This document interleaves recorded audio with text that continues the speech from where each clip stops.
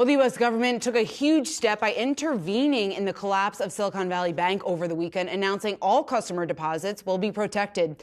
The move made in part to avert a broadening crisis, with the Treasury Department, FDIC, and the Fed all citing, quote, systemic risk. Well, earlier today, I spoke to Sheila Bair, who was the chair of the FDIC, the Federal Deposit Insurance Corporation, during the 2008 financial crisis. She is also the author of the children's book series Money Tales. So I asked Sheila for her reaction to the events of the last few days and how significant this is for the economy. Let's take a listen.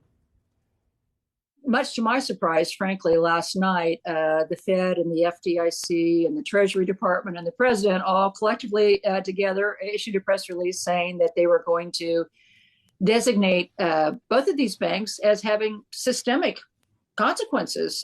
So one was $200 billion, Silicon Valley, and Signature's about $100 billion, I believe. So that may sound big, but it's a $23 trillion banking system. So as a percentage, really not. So that really surprised me. But they said these were systemic, and so they were going to cover the uninsured deposits, which was good news for the depositors in both of those banks who were not insured, but somewhat astonishing in terms of not following the usual procedures, and bad news for the healthy banks, the banks that are still open and functioning, because they will have to pay into a fund to cover the losses that will be incurred by the FDIC and cover these uninsured deposits. So it was quite quite an eventful several days, and we're seeing more banks now experiencing runs on their uninsured deposits. So we may have more shoes to drop here. That's a problem when you do kind of these one-off interventions, bailouts. I would call it a bailout. It makes other banks and other bank depositors jittery. So it's not clear that this calmed nerves. It may have created more fear about risk in the banking system. So we will have to wait and see how this all plays out. So Sheila, it sounds like you do see some possible contagion risk as a result of the regulatory action that has been taken over the last 24 hours. What that signals, or no? Well, I fear that, just as a factual matter, from what I'm seeing and hearing, yes, that there are at least a half a dozen banks or so out there that seem to be having accelerated uninsured deposit pressures. I don't want to mention them because I don't want to make problems worse. But yeah, I mean, how big, how much, how far, we don't know. I did find it very surprising that they would determine these two, mid-sized banks as systemic. Again, and $23 trillion banking industry, they didn't strike me as having a systemic impact. But, it may be that they were worried about broader runs on uninsured deposits. But it seems to me if that's what they were worried about, they should have provided some system-wide support, not just single out a couple banks that were going to, cover these uninsured, because then that raises the question, well, what about the other banks? Now, the Fed did open up a new lending facility, so it's pretty generous terms. So banks will have a new way to access liquidity from the Fed, and that should help them if they are experiencing deposit runs. That will at least help them access cash to meet the deposit withdrawals. But I think, there's a lot yet to be determined. I think the communications around this by the regulators needs to really be crystal clear why they viewed these two banks as systemic, what was systemic about it.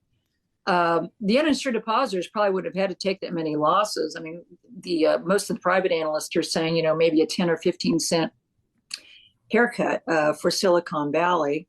Nobody wants to lose money, obviously, but the clientele of Silicon Valley Bank was mostly venture capitalists and their portfolio companies, and not financially unsophisticated people, and certainly not those that would be strapped for cash. And now some of those were payroll accounts. Not clear as a lot of it, but some of it was payroll accounts, but that could have been addressed with the dividend from the FDIC. So it was a pretty remarkable thing to make those systemic. And I think then that raises the question, what's going on? Why are they systemic? And I think we need some better clarification on that. When we talk about that, better clarification on that systemic risk, at least in the view of regulators up until this point, what else do you think, or do you think anything needs to be done in terms of oversight or any changes to the liquidity rules? Because we know that has been the focus just after the changes following the revisions to Dodd-Frank. Right. So regulation did play a role here. So first of all, both the capital rules and liquidity rules, those are rules, to make sure banks have adequate capital and have adequate liquidity to meet their deposit withdrawals. So those give very powerful incentives to banks to buy government securities in mortgage-backed securities, GSE, which for all intents and purposes is government backed, and it doesn't really. So they're very powerful incentives for the banks to load up on these securities. So that works. They're fine with their, if they're not taking market losses on those securities. But when they lose value, that can be a bad thing to do. And so we're seeing that now. There are also these mid-sized banks, larger banks. If they say that they may want to sell the securities that they have, it's called AFS, available for sale portfolio, they have to mark them to market. So if they lose value, they have to they have to account for it, they have to deduct it from their capital. So you don't have to worry about their value capital looking inflated because they haven't recognized mark to market losses on available for sale securities.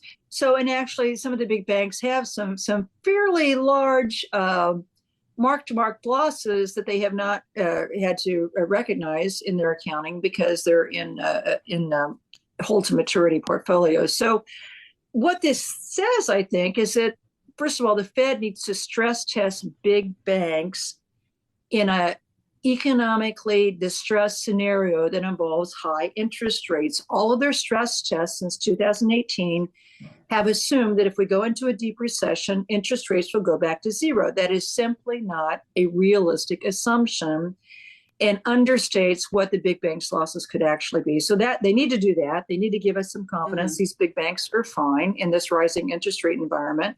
And then for smaller banks, I think regulators need to rethink whether, at least for their AFS, they need to mark them. They need to deduct losses from capital. And then also just really bank managers and examiners need to be looking very, very carefully at the assets that banks have that could be sold if they have large-scale deposit withdrawals, and what the losses on that might be if they get into a situation like this, and do they have enough capital to absorb it? Are they managing their interest rate risk? Even if you have bonds and mortgage-backed securities that are low yield, so they're losing value as interest rates have gone up, you can buy interest rate protection on that. It costs money. It's going to cut into your profits a bit, but a prudent bank manager would be doing that. That wasn't being done at Silicon Valley. So those are the kinds of things. This may be a fortunate wake-up call that everybody needs to be focused on that. Interest rates go up, the value of bonds goes down. That's just fact of life. Everybody knows that. Everybody should know that. And that can create some system fragility and instability when you get into rapidly raising interest rates. And the Fed has been very rapidly raising interest rates. So then, Sheila, what do you think the Fed should do at this point, given the fact that there is a lot of uncertainty, given the fact that we are seeing some shakiness, some concerns when it comes to some of those smaller or medium-sized banks, I should say? Is it time that the Fed does pause? And what should the Fed do at this point going forward? So they need to hit pause. They need to assess what the impact of these increased rates are on financial stability, on the labor market. They can continue to tighten by selling assets. They could sell mortgage-backed securities if they wanted to keep, draining money out of the system, and that would be more isolated into the housing market, and that might make some sense. But continuing to raise short-term rates the way they have, no, they should stop, hit pause, assess what the impact of this is before going further. Sheila, what happens if they don't? Because Wall Street still remains mixed on their outlook for the Fed right now. Goldman saying that they don't expect the Fed to raise 25 basis points anymore at the March meeting, but there's still a handful of economists who are expecting that 25 basis point hike. If we do get it, what does that mean for the economy? Well, they may, just because they want to, they want to show their inflation fighting mettle. Good for them. They've been very courageous about this. They may go ahead and do another 25 basis points. I would prefer they hit pause, sell some mortgage-backed securities that they want to further tighten. That would be a safer way. And again, the impact would be focused on housing, not the broader economy, which is what we're seeing now. So, who the heck knows what the Fed's going to do. And our thanks to Sheila Bair, former FDIC chair.